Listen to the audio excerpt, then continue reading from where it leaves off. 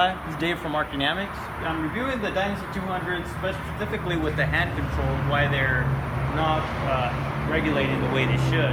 So right here I have a foot control. We do get, with the panel set to 200, we do get activation and we do get amperage regulation with the standard foot control, going up to 200 amps, 85 OCV.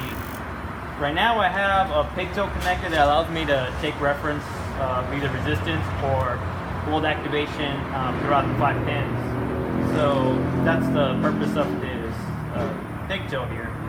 So we already tested the foot control and it did reference or showed what the Dynasty 200 should be showing when output is activated.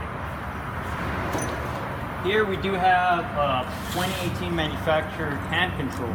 What we're finding is that the resistance when you activate is still above 1,000 ohms. The Dynasty 200 will default to panel control if it doesn't sense or read resistance readings from the remote setup, and it doesn't toggle between both once output's activated. So if I connect the hand control to the machine, we got output with no amperage control. Disactivated there. Got post flow. We activate again. We got OCV enabled, but we don't have any amperage reference, so we're just going to get full output from the TIG torch from the machine. If we do shut off the machine, disconnect pin A, so we're only getting amperage reference.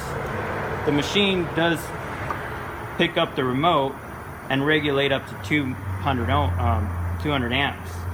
If we set this right where it starts reading it at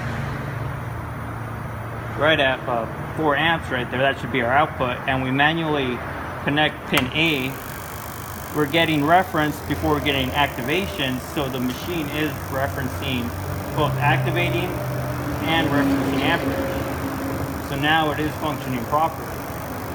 If we deactivate it, reactivate again, it defaults back to the panel mode because it's referencing voltage higher than 1,000 ohms at pin C, D, and E.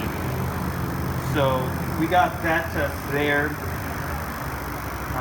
We did see from previous hand controls to these newer ones, there is a design,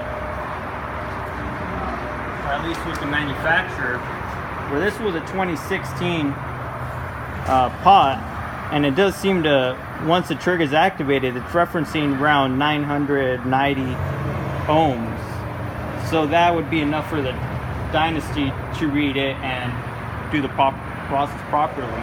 These newer ones are still just above 1,000, and I believe it's just enough. But somehow the on little knob switch that you could feel was just quarter turn deeper in, it would reference the pot first before reading high voltage and going to the panel as a default. So that's the only test we found that has been conclusive. Resistance readings, that does make sense. Miller does have that side note where the hand control would only activate output if the reference is below the 1,000 ohms. If it's not, it just defaults to the panel mode, and that's what I believe we're seeing here a lot with these hand controls.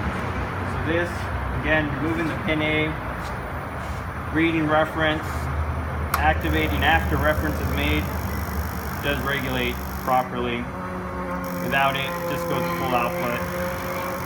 Preset to whatever the mode is, or preset to whatever the amperage was, 99 amps, without referencing the hand control. Thank you.